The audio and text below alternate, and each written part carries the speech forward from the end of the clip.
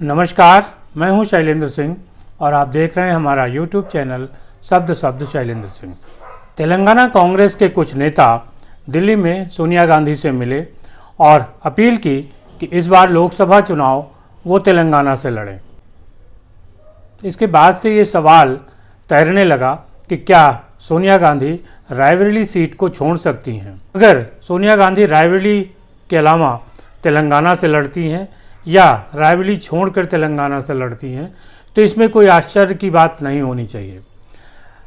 सोनिया गांधी से पहले कांग्रेस पार्टी की जो प्रमुख थी इंदिरा गांधी, उन्होंने भी इस तरीके का कदम उठाया था। 1977 में कांग्रेस की ज़बरदस्त हार के बाद चिकमंगलूर एक जगह है जहां डीबी गौड़ा सांसद थे, कांग्रेस के सांसद थे वो, और उन्होंने अपनी सीट खाली की थी इंदिरा जी के लिए। इंदिरा जी रायबरेली हार चुकी थी, लिहाजा जो बाई इलेक्शन हुए, उपचुनाव हुए लोकसभा का, उसमें वो चिकमंगलूर से चुनाव लड़ी थी। सोनिया गांधी से पहले इंदिरा गांधी भी रायबरेली छोड़कर दक्षिण की सीट से अपना चुनाव लड़ी थी। इस तरीके से सोनिया गांधी अगर ये कदम उठाती हैं तो कोई इसमें बड़ा आश्चर्य नहीं होना चाहिए।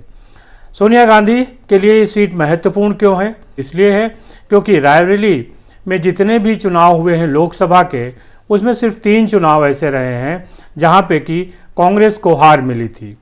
राजनारायण यहां से लोकसभा जीते थे, इंदिरा गांधी के मुकाबले वो चुनाव लड़े थे।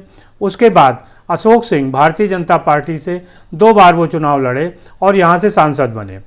इसके अलावा 16 बार जो चुनाव हुए उसमें कांग्रेस जीती और इंदिरा गांधी नेहरू परिवार से पहली बार कांग्रेस के उम्मीदवार के रूप में रायबरेली से उतरी और फिर रायबरेली उनका क्षेत्र बन गया। इस तरीके से रायबरेली कांग्रेस के लिए बहुत महत्वपूर्ण रहा है और 16 बार कांग्रेस यहाँ से जीती है।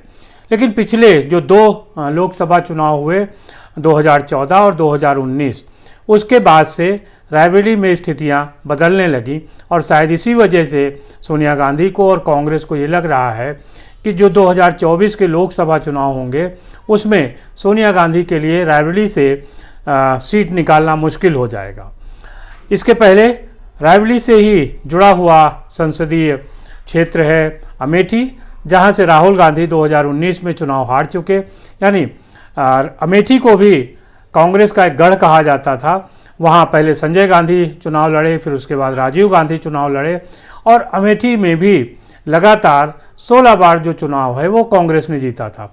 इस तरीके से अमेठी और रायबरेली ये दोनों ही जो क्षेत्र हैं लोकसभा के, कांग्रेस के लिए बड़े सुरक्षित क्षेत्र माने जाते थे। लेकिन जब 2019 में राहुल गांधी अमेठी से हारे, तब ये लगने लगा कि कांग्रेस का जो किला है वो ध्वस्त हो गया है। तो 2019 में कांग्रेस का पहला किला अमेठी ध्वस्त हुआ था और 2024 में जिस तरीके का आकलन अभी तक दिख रहा है उससे साफ लग रहा है कि सोनिया गांधी को वहां से अपनी सीट मुश्किल दिखाई दे रही है। लिहाजा इस तरीके की स्थितियां बन रही हैं कि सोनिया गांधी तेलंगाना से लड़ेंगी और रायबरेली से प्रियंका गांधी लड़ेंगी। रायबरेली अब कांग्रेस के लिए उतनी सुरक्षित नहीं रह गई है। उसकी 2-3 खास वजहें हैं।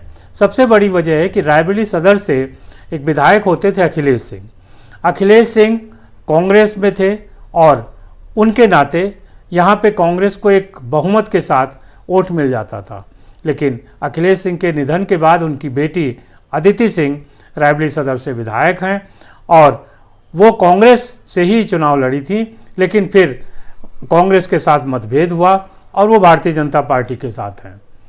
दूसरी जो बात है कि समाजवादी पार्टी ने यहाँ पे अपना एक होल्ड बनाया है, खास तौर से ब्राह्मण वोटों में। मनोज पांडे जो समाजवादी पार्टी के नेता हैं, उनका इस क्षेत्र में एक पकड़ है। इस तरीके से दलित और मुस्लिम भी कांग्रेस के साथ नहीं है। लिहाजा कांग्रेस का जो वोट बैंक है वो कमज़ोर हो गया है। इसी वजह से सोनिया गांधी और कांग्रेस को लग रहा है कि यहाँ पे सीट निकालनी मुश्किल होगी। 2019 के लोकसभा चुनाव में भारतीय जनता पार्टी ने इस सीट पर उतनी मेहनत नहीं की जितनी अमेठी में की थी।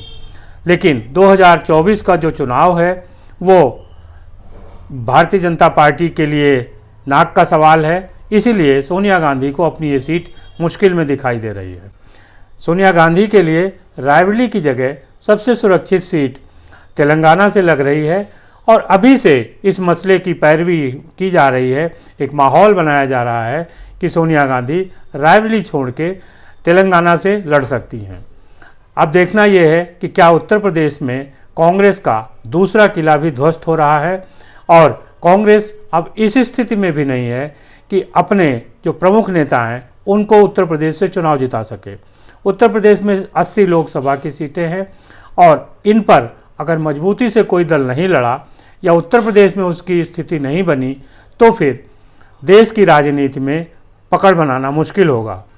ये बहुत पहले से कहा जाता है कि दिल्ली की कुर्सी का रास्ता उत्तर प्रदेश से है।